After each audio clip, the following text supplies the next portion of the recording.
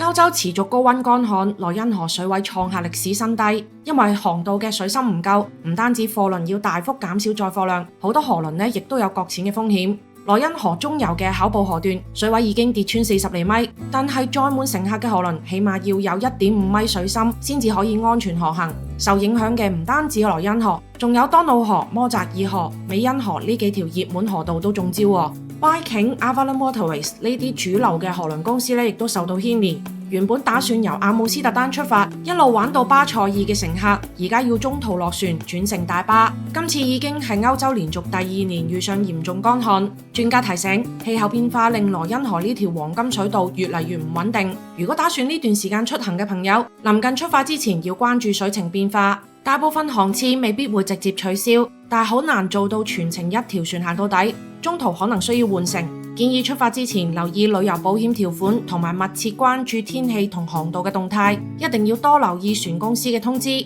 理性面對極端天氣帶嚟嘅行程改動，預先做好心理準備啦。